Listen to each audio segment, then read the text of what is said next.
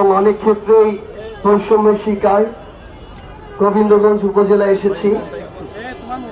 আমরা প্রথমেই আপনাদের কাছে কিছু বিষয় জানতে চাই, কারণ আমরা এখানে এসেছি আপনাদের সাথে মত বিনিময় করতে, আপনাদের কথা জানতে শুনতে এবং পুরো বাংলাদেশকে আপনাদের দাবিগুলো জানাতে। এই যে আপনাদের সামনে এই যে একটা বিভাগীয় সংযোগ সড়ক রাস্তা, এটা আসলে 2 লেন থেকে 4 লেন হচ্ছে কত বছর ধরে? 10 বছর হবে। মানে এই যে রাস্তার কাজ চলছে, শুরু হয়েছে, কতদিন হবে এটা? 8 বছর, 8 থেকে 10 বছর না?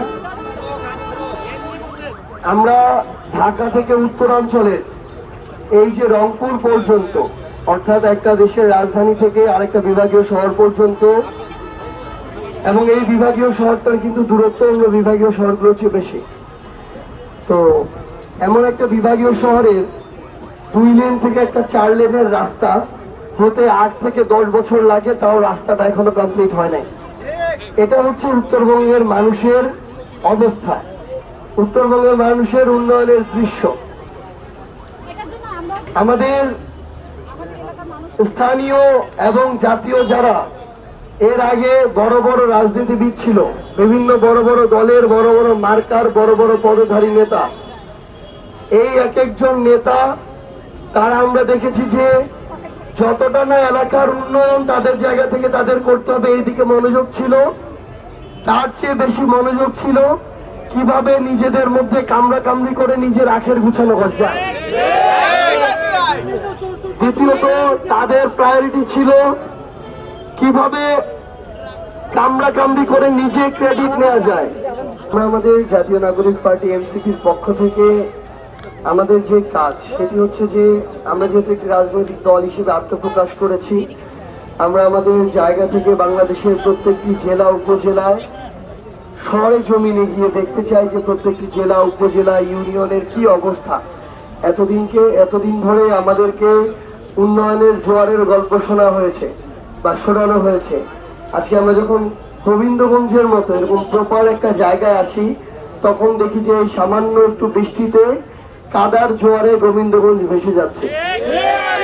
তো এই যে একটা রাজনৈতিক দল হিসেবে আমরা মনে করি এই গোবিন্দগঞ্জ কিংবা গাইবান্ধার যে অবস্থা, এই অবস্থাগুলো পুরো বাংলাদেশের সামনে আগে তুলে ধরা আমাদের দায়িত্ব। আমরা যখন বাংলাদেশকে এগিয়ে নিয়ে যেতে চাইবো, উন্নয়ন করতে চাইবো, সবার আগে আমাদের কোথায় কোথায় সমস্যা সেটা বের করতে হবে। সমস্যার জায়গাটা খুঁজে বের করা সমাধানের অর্ধেক পথ পাড়ি দেওয়ার সমান। আমরা এই কারণে আজকে আপনাদের গাইবান্ধা জেলার 7টি উপজেলার প্রত্যেকটিতেই যাব। আমাদের গাইবান্ধার আজকে যে আমরা গোবিন্দগঞ্জে আছি, আপনাদের উদ্দেশ্যে কিছু আমাদের বার্তা রয়েছে। একটা দেশ কখনো 2-1টা রাজনৈতিক দল, কয়েকজন রাজনৈতিক নেতা কিংবা প্রশাসনের কিছু সদস্য মিলে পরিবর্তন করা সম্ভব নয়। এই অভ্যুত্থানেও যদি শুধুমাত্র রাজনৈতিক দলের নেতাকর্মীরা রাজপথে নামতো, এই অভ্যুত্থান সফল হতো না। বরং আমরা মনে করি সাধারণ ছাত্র জনতা রাজপথে নেমে এসেছিল দেখেই খুনি হাসিনা অস্তিত্বের সংকটে পড়েছিল এবং দেশ ছেড়ে পালিয়েছে। সাধারণ মানুষ যখন যে কোনো অন্যায় অপকর্মের বিরুদ্ধে দাঁড়িয়ে যায়, তখন সেটাকে প্রতিরোধ করার সামর্থ্য আর কারণই থাকে না। এ কারণে গাইবান্ধা জেলার গোবিন্দগঞ্জ উপজেলার ভাগ্য যদি আমরা পরিবর্তন করতে চাই, সবার আগে গোবিন্দগঞ্জের মানুষকে এই কথাগুলো বলতে হবে। আমরা আমাদের জায়গা থেকে আপনাদেরকে স্পষ্ট করে কিছু জিনিস জানিয়ে দেই। আপনারা যদি ক্ষমতার সাথে আপোষ করেন, তাহলে আপনাদের ভাগ্য পরিবর্তন সম্ভব নয়। আপনারা শুধুমাত্র আপোষ করবেন তার সাথে যেই এলাকার এবং জনগণের কথা চিন্তা করে। আপনারা যদি কোনো একটা দল মার্কা পথ দেখে মনে করেন যে এই মানুষটা তো ক্ষমতাবান, এর যত অপরাধ অপকর্মই করুক না কেন, এর বিরুদ্ধে কিছু বললে আমাদের সমস্যা হতে পারে, তাহলে এই এলাকার অগ্রগতি সম্ভব নয়। বাংলাদেশের ছাত্র জনতা যদি মনে করতো যে শেখ হাসিনার বিরুদ্ধে কথা বললে সমস্যা হতে পারে, তাহলে এই অভ্যুত্থানই কোনোদিন হতো না। তো আপনাদেরকে আমরা আহ্বান জানাই, একদম সেন্টার পয়েন্টের একটা বিভাগীয় সংযোগ সড়ক বা এমন একটা হাইওয়ের সংলগ্ন একটা উপজেলার এই যে বেহাল দশা, এটা আসলে আমাদের উত্তরবঙ্গের দশার একটা দৃশ্যমান একটা চিত্র। আমরা আপনাদেরকে অনুরোধ করি, আমরা জাতীয় নাগরিক পার্টি এনসিপির পক্ষ থেকে আপনাদেরকে কথা বলতে এসেছি, আপনাদের কথা শুনতে এসেছি, কিন্তু এটা নয় যে আমরা বলতে এসেছি আমাদেরকে আপনারা ভোট দিয়েন। বরং আমরা আপনাদেরকে এটা বলতে চাই যে আপনাদের এই গোবিন্দগঞ্জ নিয়ে যারা কাজ করবে, যারা ভালো মানুষ হিসেবে যাদের ওই গ্রহণযোগ্যতা আছে, যাদের ওই ব্যক্তিত্ব আছে, যারা চাঁদাবাজি করে না, সিন্ডিকেট চালায় না, ক্ষমতার অপব্যবহার করে না, সেই মানুষটা যেই দলেরই হোক না কেন, আপনারা আপনাদের জায়গা থেকে তাকেই আপনাদের নেতা নির্বাচিত করুন।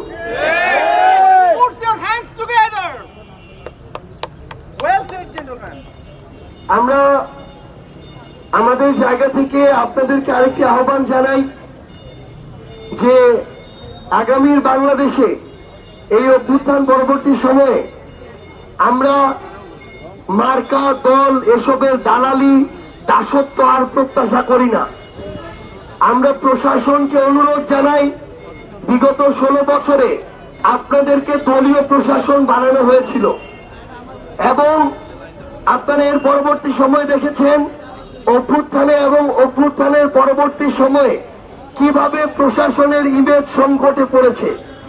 আপনারা দেখেছেন প্রশাসনের যে কর্মকর্তা কর্মচারীরা বিভিন্ন সময় অন্ধভাবে ক্ষমতার দালালি করেছে, পরবর্তীতে তারা তো মানুষের সামনে এসে লজ্জিত হয়েছে, এমনকি তাদের সন্তান এবং পরিবারের যারা ছিল তারাও ঠিক মতো তাদের জনসম্মুখে আসা, সমাজে আসার মতো অবস্থায় ছিল না।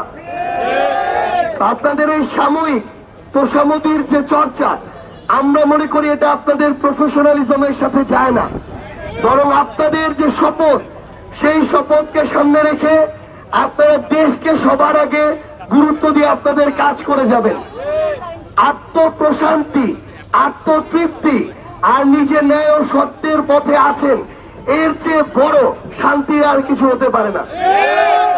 আমরা জাতীয় নাগরিক পার্টি এনসিপি আমাদের কৃষক ভাই, শ্রমিক ভাই, মেহনতি মানুষ, আমাদের যারা ব্যবসায়ী আছেন, কর্মজীবী আছেন, শ্রমজীবী আছেন, আমরা প্রত্যেকের জায়গা থেকে কথাগুলো শোনার চেষ্টা করছি।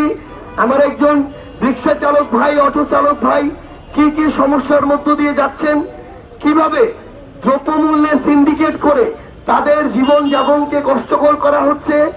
আমার একজন ভাই যারা এখন একটি চায়ের দোকান করছেন, তারা কয় টাকা প্রতিদিন উপার্জন করেন, সেটা দিয়ে তাদের দিন চলে কিনা, তাদের সংসার কিভাবে আরো ভালোভাবে চলতে পারে, সরকার কোন ব্যবস্থাগুলো গ্রহণ করলে, আমরা সেই বিষয়গুলো বাংলাদেশের মানুষের কাছে জানার চেষ্টা করছি।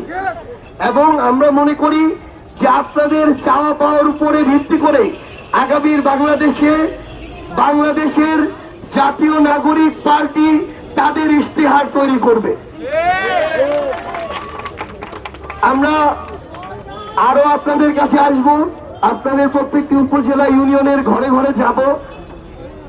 আমরা আপনাদের কাছে আহ্বান করি, বছরের পর বছর ধরে নিজের বিবেককে যেভাবে আপনারা দলের কাছে বন্ধক দিয়ে এসেছেন, এই বিবেকের বন্ধকটা আপনাদের ছুটাতে হবে।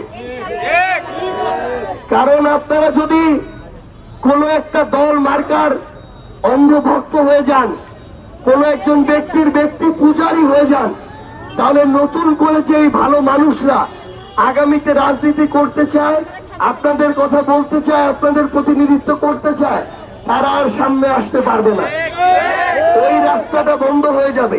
ওই রাস্তা যদি বন্ধ হয়ে যায়, তাহলে খারাপ মানুষরা তাদের জায়গা থেকে ক্ষমতার এই গুরুত্বপূর্ণ জায়গাগুলোকে দখল করে রাখবে, তাহলে আর পরিবর্তনটা আর সম্ভব হবে না।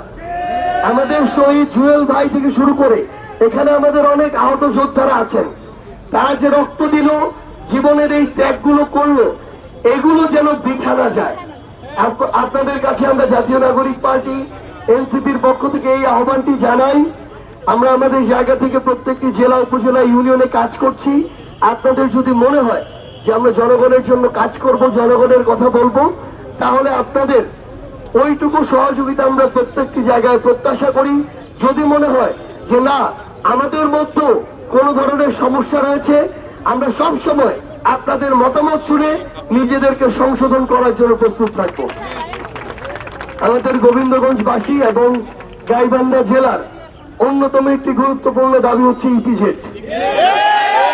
একটা ইপিজেড একটা উপজেলার মানুষের ভাগ্য পরিবর্তন করে দিতে পারে, একটা জেলার ভাগ্য পরিবর্তন করতে পারে, একটা জেলার আশেপাশের জেলার মানুষের ভাগ্য পরিবর্তন করতে পারে। আমরা আপনাদেরকে একটা জিনিস বলি, এই ইপিজেড হওয়ার জন্য সরকারের যেমন ভূমিকা রয়েছে তেমনি স্থানীয় রাজনীতিবিদদের গুরুত্বপূর্ণ ভূমিকা পালন করতে হবে।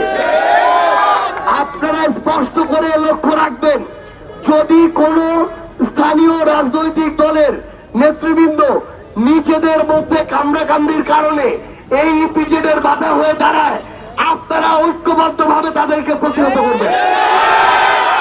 সবার আগে জেলা উপজেলা মানুষের স্বার্থ, তারপরে ব্যক্তি স্বার্থ। আমরা বিশ্বাস করি আমরা যদি সবাই একসাথে একটি জেলা এবং ওই জেলার মানুষের স্বার্থকে সবার আগে প্রাধান্য দিয়ে কাজ করি, তাহলে গোবিন্দগঞ্জ এগিয়ে যাবে, গাইবান্ধা এগিয়ে যাবে।